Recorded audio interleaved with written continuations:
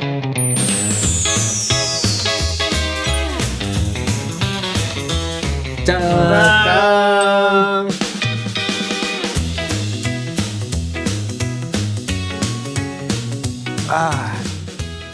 고지핏과 함께하는 4452. 네. 저 이제 계속해서 고지핏의 이제 피로제로처럼 피곤이 좀 제로가 될 수 있는 이야기들을 나눠야 되는데 사실은 너무 피곤한 세상입니다.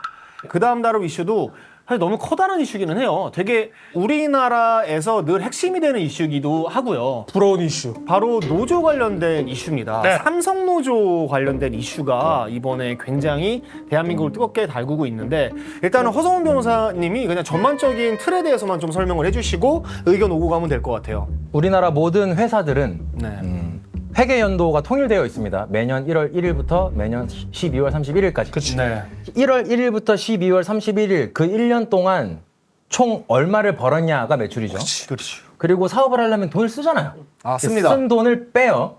그렇게 해서 감사한 일이죠. 몇 가지가 더 있습니다만 큰 틀에서는 매출에서 비용을 뺀 거를 우리가 이제 영업이익이라고 부릅니다. 그렇죠. 삼성전자의 수많은 이제 근로자들이 있잖아요. 그 근로자들이 삼성전자라는 회사에 요구하기를 아까 말씀드렸던 그 영업이익 중 몇 퍼센트를 우리한테 분배를 해달라라는 것은 원래 계속 해오던 제도였어요. 네. 하지만 그동안은 좋아, 영업이익 중에 몇 퍼센트를 근로자들에게 분배를 해주겠는데 무한정 줄 수는 없으니 각자 연봉의 50%로 상한선을 정해둔 상태였어요. 기본봉에. 원래 자신의 네, 기본급에 네. 예를 들면 세전 연봉이 1억이다. 그런 사람이 있다라고 하면 영업이익의 몇 퍼센트를 분배를 해주되 그 최대액은 5천만 원까지다. 였어요. 한정하는 거네요. 네. 그런데 옆 동네에 저 경기 이천시에 큰 공장을 갖고 있는 하이닉스 씨가 거기가 몇 년 전에 너무 좋은 회사 지금 수준의 영업이익을 낼 거라는 예상을 하지 못하고 상한선을 없앴습니다. 그렇지. 네. 그러면서 반도체 뿜 터지면서 이제 SK 하이닉스 근로자들이 엄청난 급여를 가져가는 모습을 평택이나 수원에 있는 삼성전자 직원분들이 이제 바라보기 시작을 했고 우리도 그걸 없애달라. 그리고 제가 삼성전자 노조분들한테 좀 들은 바로는 알려지기로는 그런 쟁점 위주로 알려져 있지만 그분들이 주장하는 근본적인 불만은 좋다. 영업이익이 어쩌고 뭐 상한선 있고 다 좋다. 그 내역을 투명하게 공개하지 않기 때문에 그 숫자가 맞는지를 우리가 확인할 길이 없다. 그치. 영업이익의 그 숫자를 그 부분이 어떻게 보면 기폭제였던 걸로 알고 있어요. 그래서 어떤 삼성전자 노조가 사실 처음 생겼잖아요. 그쵸, 노조가 원래 없었잖아요. 삼성이 원래 유언이잖아요. 무노조 경영이 원래 원칙이었던 회사니까. 그러면서 이제 그 회사랑 사측과 노조 측이 뭐 여러 가지 가지고 싸우기 시작했고 최근 들어서 이제 어쨌든 쟁점이 됐던 거는 상한선을 없애느냐 마느냐, 영업이익을 메모리 사업부에만 주느냐 성과를 낸, 그치. 아니면 성과를 내지 못한 다른 사업부나 부문에도 다 주느냐. 이제 거기가 또 하나의 쟁점이 됐었고 또 한 가지는 그렇다고 삼성전자가 파업이라는 수단까지 선택하는 것은 또 얼마나 사람들의 공감을 얻을 수 있느냐. 요 정도로 쟁점이 축약되어 있었던 것 같아요. 근데 상한선을 없애냐 마냐는 제가 보기에는 큰 쟁점은 아니었던 것 같고 영업이익을 근로자라는 사람에게 분배하는 것이 맞냐? 자본주의 사회에서 그게 맞냐? 그걸로 결국은 그 좀 축약이 되는 것 같아요. 뭐 본격적으로 가기 전에 완전 가벼운 이야기를 하나 하고 넘어가는 것도 괜찮을 것 네, 같아요. 앞으로 두 분이 졸라 싸울 거기 때문에.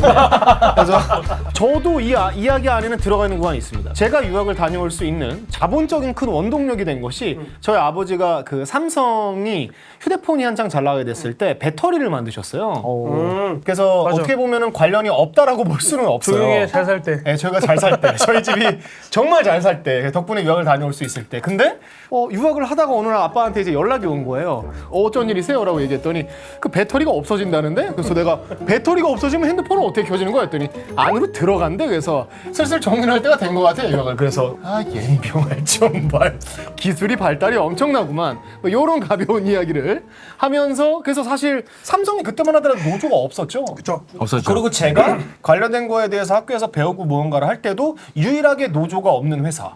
어쨌든 여기서부터 이야기를 시작을 해보면 될 것 같아요. 그래서 여기서 남 기자님이 이야기를 받아서 본인 의견을 이어나가 보면 어떨까 싶습니다. 그러니까 저는 뭐 제가 뭐 산업부나 경제부 기자가 아니다 보니까 뭐 정확한 팩트는 모르겠는데 어쨌든 반도체가 슈퍼 사이클이 돌입하면서 정말 솔직히 말도 안 되는 영업이익을 냈잖아요. 그렇죠. 사실 그동안에 삼성이 문호조 경영을 하다 보니 그 문호조 경영의 기반에는 업계 최고의 대우를 해주겠다. 딱 깔린 거잖아요. 너희들이 노조를 안 만드는 대신 너희들에게 최고의 대우를 해줄 테니 쟁의를 하지 말아라 했는데 옆 동네 하이닉스가 대박이 나서 자기보다 훨씬 더 많은 돈을 받게 되는 돈을 거지. 너무 많이 받아가니까. 그렇지. 그러니까 나는 노조들의 그런 메시지가 충분히 이해가 되고 이익이 나면 일정 부분 쉐어하는 건 맞는 거지. 삼성전자 직원들이 이익 난 거를 우리에게 다 달라는 게 아니잖아요. 일정 부분을 우리에게 달라라는 거니까 나는 충분히 할 수 있고 그리고 파업은 노동자의 권리입니다. 할 수 있죠. 그리고 어찌 보면 유일한 권리일 수밖에 없어요.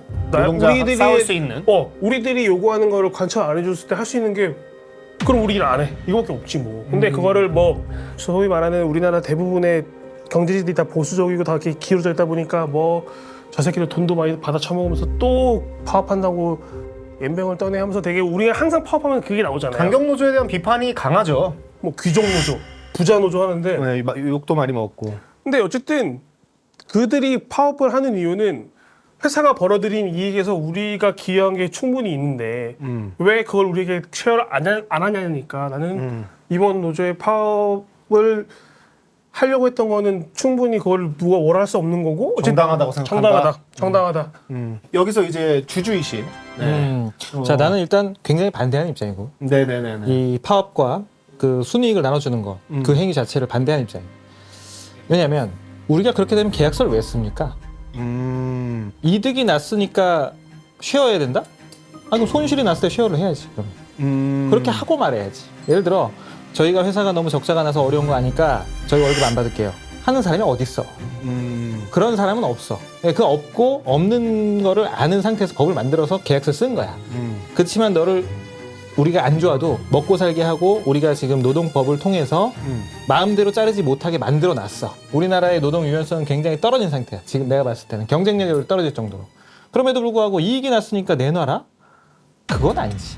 그리고 파업을 할 수 있다고 하는데 파업이라는 게 원래는 기본 의미는 자기 생존에 걸린 문제에 직면했을 때 파업을 할 수 있다인 거지. 이익이 났으니까 더 줘가 아닌 거지. 예를 들어 삼전 야 우리가 어려우니까 너네 연봉 반으로 삭감할게. 이런 파업해야지. 그럼 우리 일이 안 해. 이렇게 될 수 있는데 야 너네 회사 많이 벌었잖아. 말 그대로 사이클이야. 경제 사이클에 따라서 그냥 잘 됐어. 물론 조금 더 했겠지. 추가 시간을 더 했겠지. 그거에 대해서 지급을 받았을 거고. 그런데 거기에 대해서 달라 그러면 이거는 왜? 라는 게 생기는 거지. 근데 아니 줄 수 있어. 회사에서 같이 결정해서 야 우리 이번에 너무 잘 됐으니까 으쌰으쌰 하자는 마음에서 줘. 어느 정도 해주는 거를 선을 정했는데 더 뛰어넘는 거를 가지고 나와서 내가 보기에는 어거지를 부리는 거 아닌가 하는 생각이 들 정도로 너무 과도한 요구를 해오는 거 아닌가. 그리고 요구가 마침 굉장히 지금 발전에 박차를 가해야 되는 순간에 우리가 기본 인력을 하지 않고 일을 하지 않고 빼겠다고 하면서 협박을 해서 이제 얻어낸 그런 결과란 말이야. 마치 옛날에 의료 파업 때랑 똑같은 거야. 마치 옛날에 의료 파업 때랑 똑같은 거야. 의료 파업 때 중환자실 근무자랑 응급실 근무자 다 나왔어. 다 죽으라는 얘기야? 이런 식으로 파업하면 안 되거든. 의사들이 파업할 수도 있어. 원래 가지고 있던 걸 뺏는다고 하니까 파업을 하는 거야. 의약 분업 때도 그렇고 돈을 주던 걸 뺏으니까 물론 그 돈이 부당한 돈이든 그전 뭐 어떤 정당한 돈이든 간에 떠나서 그 전에 가지고 가던 이득을 뺏어가니까 파업을 했다고 쳐. 근데 그 파업을 할 때마다 중환자실이며 응급실이며 싹 비우고 파업한다고 생각해봐. 목숨을 걸고 하는 거지. 남의 목숨을. 그럼 안 돼. 근데 삼성전자 이번에 하려고 했던 거는 그거야. 공장 안 돌아가게 만들어줄게. 너네 손에 끼치게 해줄게. 국민적으로 화가 났던 이유는 그거지. 우리가 지금 삼성전자 시총이 지금 무시할 수 없는 우리나라에서 굉장히 중요한 입지를 가지고 있고 경제적으로도 굉장히 중요한 입장을 가지고 있는 입장에서 거기에 일하고 있는 노동자가 그런 식으로 협박을 해온다. 주주가 이익을 쉬어야 돼. 원래는. 자본주의는 원래 그런 거야. 돈을 낸 사람이 돈을 가져가는 거지 일하는 사람은 월급을 가져가는 거고. 자, 줄 수 있다고 봅니다. 열심히 했고 잘 됐고. 근데 그걸 그렇게 협박식으로 가져가는 건 아니라고 보고 하이닉스보다 왜 더 가져가려고 그래. 그리고 그건 좀 이상한 거야. 요 얘기를 할 때 제가 보니까 주제를 좀 딱 나눠서 얘기해야 됩니다. 네. 그러니까 영업이익을 근로자들에게 나누는 거에 대한 의견. 역시 기준맨. 네네네. 기준맨. 네네. 오늘도 왔어요. 나누긴 나누는데 어떻게 나누는 게 맞느냐 라는 쟁점에 대한 의견. 그리고 그것과 관련해서 파업이라는 수단에 대한 의견. 네, 요거 섞으면 제가 보니까 요새 막 다들 싸움 나고 하나씩 얘기해야 어쨌든 서로 의견 교환이 이야기를 풀 수가 되는 것 있다. 같아서 우리 사회자분께 감히 제가 제안드립니다. 좋습니다, 좋습니다. 일단은 요 의견에 대해서 또 어쨌든 간에 카운터 의견이 필요한 상황이기는 해서 대형의 기본 존재를 흔들어 보자면 생존이 걸린 파업이 아닌 파업은 정당하지 않다를 약간 들릴 수 있는 발언을 했으니까 어쨌든 더 달라고 하는 거든 먹고 사는 문제에 달렸건 파업은 어쨌든 노동자들에게 나는 신성 불가침의 권리라고 생각을 하기 때문에 좋은 기업을 다니면 돈을 더 많이 벌고 싶고 받고 싶고 솔직히 말해서 정말 말도 안 되는 슈퍼 초과 이익이 나왔는데 이거를 니네가 다 가져고 우리는 그냥 받던 대로 받아라 하는 것도 난 솔직히 말이 안 된다 하는 입장이기 때문에 우선 나는 형의 기본 전제 생존이 걸린 문제가 아닌데 파업하는 거는 안 된다. 그리고 형이 방금 얘기했을 때는 삼성전자 노동자와 국민을 약간 분리시켰는데 삼성전자 노동자들도 우리나라 국민이에요. 그러니까 너희들이 우리나라 국민 기업이고 제일 큰 기업인데 너희들의 파업이 우리나라 경제에 끼치는 영향이 많으니까 너희가 감히 파업으로 협박을 해?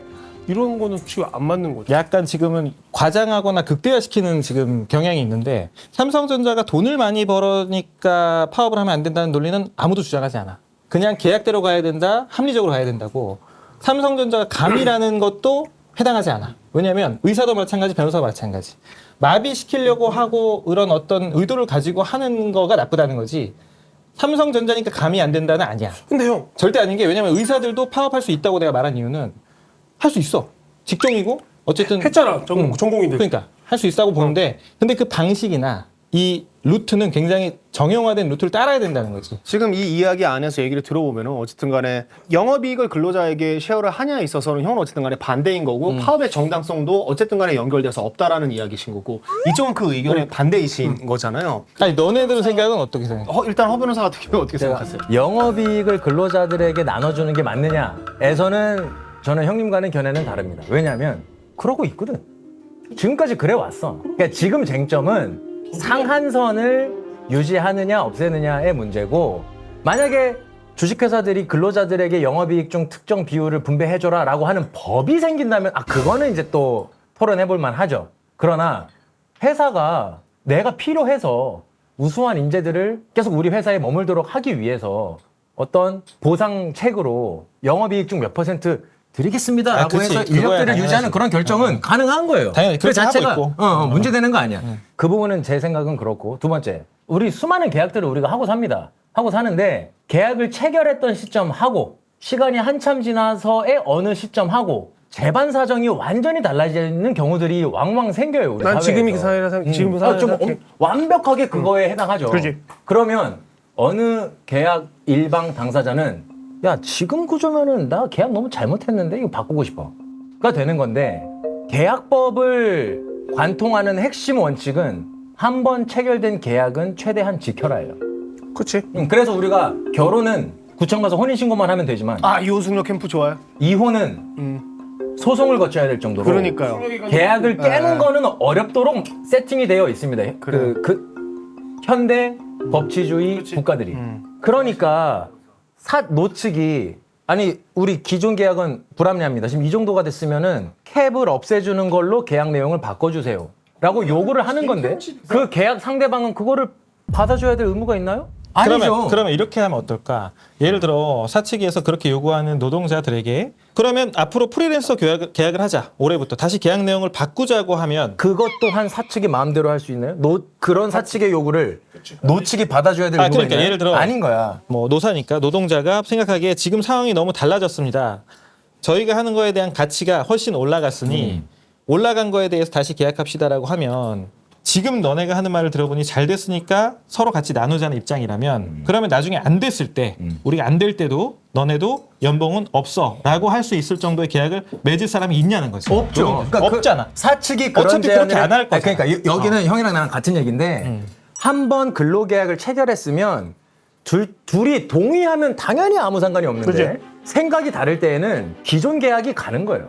근데 그렇게 했을 때 파업을 그냥 이제 그 맡겨도 상황에서 되냐는 이제 세 번째 쟁점으로 가는 건데 이번에 삼전 노조는 그래서 아무리 요구를 해도 사측이 받아들이질 않으니까 안 되겠다. 진짜 최후의 수단을 쓰자. 파업을 결정을 한 거예요. 총파업을 그리고 우리 남 기자 얘기대로 파업은 우리 헌법에서 인정하고 있는 노동자의 신성한 권리고 우리 사회가 노동자들의 그 권리를 획득하기 위해서 얼마나 정말 literally 피를 흘렸습니까?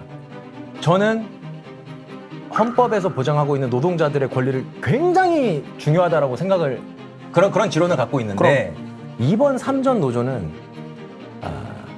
실제 노동자들의 파업권이 갖고 있는 신성함을 약간 훼손했다고 생각합니다. 맞아. 나도 솔직히 그건 동의하는 게 이번 삼전 노조의 파업 양태는 솔직히 좀 별로긴 했어. 스킬도 떨어졌고요. 네, 좀 신랄하게 하자면 요즘 같은 세상에 매일 아침 기자들 모아놓고 한마디씩 하면 안 됩니까?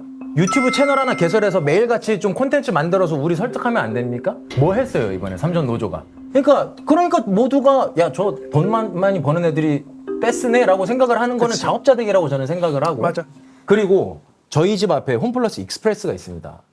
단골인데 거기 캐셔 보시는 아주머니들하고 제가 좀 친해요. 제 아들이 셋이 있다 보니까 워낙 이뻐해 주시고 해서 제가 진짜 그분들 한 번씩 굉장히 마음이 아픕니다. 진짜로. 여기 마트가 운영되는 건지 그냥 커피 회사가 들어온다는 건지 모르겠다 맨날 이런 말씀들을 하시는데 파업은 그런 분들이 할 수 있을 때 사회에 울림을 주고 여론과 정부도 움직일 수 있고 해서 원하는 거를 얻어내는 게 저는 파업권이라고 쭉 생각을 해봤어요. 근데 그게 더 그치. 저의 그 맞지? 기준에서 이번 파업의 명분은 아까 우리 시작하기 전에 잠깐 얘기했지만 오히려 시장에서 결정되어야 할 이야기라고 생각하는 겁니다. 저는. 대한민국에서 가장 편안한 슬리퍼 코지핏. 더보기란 링크를 통해서 5만 원인 상품을 44,000원에 최초로 할인을 하고 있습니다. 여러분들 많은 구매 부탁드리겠습니다. 의사가 추천하는 편안한 신발 족저근막염 있으신 분들은 꼭 한번 신어보세요. 변호사가 추천하는 합법 실내화 안심하고 신으세요. 괜찮아. 좋다. 이게 뭐 혹시나 제 의견도 어쨌든 간에 물어보시기는 하셔서 듣고 싶습니다. 근데 의견이 사실 저는 거의 없어요. 그러니까 이거에 대해서 그러니까 이유가 있는 게 저는 아시다시피 제가 하고 있는 직업 자체가 그러니까 정규직으로 갈 수 있는 직업이 아예 아니기도 하고요. 그치? 그러다 보니까 그러니까 몸소 와닿는 거에 대한 게 조금 멀리 느껴지는 것 같아요. 근데 파업이란 것 자체에 대해서 필요성에 대해서 이야기를 하자면 저는 사실 기업 쪽보다는 이게 저는 오히려 좀 이 얘기는 완전 다른 곳으로 갈 수 있으니 제 의견만 얘기하고 말게요. 지하철에서 지하철 열차 멈춰놓고 장애인분들이 시위하시는 거 있잖아요. 되게 안 좋은 방식이죠. 그리고 저는 4호선을 이용하기 때문에 실제로도 많은 피해를 입었습니다. 기분이 늘 좋지 않았고 피해를 입는 사람도 너무 많고 그분들의 시위 방식은 잘못됐다고 생각을 해요. 근데 그들이 왜 시위를 하느냐에 대해서 보니 이미 추락사고나 이런 것들이 여러 번 반복됐었고 그리고 그거를 몇 년에 걸쳐 얘기했음에도 불구하고 아무도 받아주지 않은 채 1년, 2년, 3년, 4년이 흘러간 겁니다. 자, 그러면 그분들이 여러 가지 것들을 해봤는데 과격해질수록 우리 이야기는 전파를 타고 많은 사람들에게 전달이 돼요. 그러면 그거를 시도할 수밖에 없게 되는 건 자연의 선미인 건 맞잖아요. 옳다 그르다를 얘기하는 것이 아닙니다. 그러니까 이번 파업이 중간에서 잘 협상이 된 것이 고무적이고 너무 다행이에요. 여기서부터 과도기를 걸쳐 우리가 무언가를 잡아가는 방향으로 가면 좋겠다. 지금처럼 제가 이야기하고 있는 이 장애인 시위처럼 이렇게 가버리면 이젠 답이 안 나와요. 그러면 어느 쪽도 이득 보지 못하고 끝낼 수밖에 없게 될 거라는 겁니다. 근데 장애인 그렇게 안 시위는 갔으면 조금 좋겠다. 그냥 사실 불편 유발이잖아. 그렇죠. 물론 근데 그들한테는 또 생존권이 달린 이야기라고 그치, 하니 그러니까 그 정도 이제 또 그 정도는 할 수 그렇습니다. 있다고 봐. 네. 그래서 뭐 일단 요 건에 대해서는 그러니까 제 예시가 올바른 예시는 아닙니다만 저는 그 정도로만 제가 이제 받아들일 수 있는 무언가였던 것 같아요. 저는 그리고 이거 진행되는 거 보면서 저는 미래의 백분 토론 진행자 같은 거예요. 그래요? 그래요? 추천합니다. 손석희인가요? 그때는 꼭 머리를 빨간색, 파란색으로 두 개 이렇게 나눠서 염색을 하고 가졌으면 좋겠다. 그래서 대체로 그런 거 하시는 분들이 머리가 하얗세요. 무소속이야. 무소속으로 가는 거예요. 허옇게 가는 거예요. 허옇게 가는 거예요. 오늘 445입은 코지핏과 함께하고 있습니다. 편한 슬리퍼 많이들 찾고 계셨을 텐데요. 코지핏 족저근막염에도 굉장히 효과가 좋다라고 많이들 찾고 계시는 슬리퍼니까요. 많이들 구매 부탁드리도록 하겠습니다. 코지핏.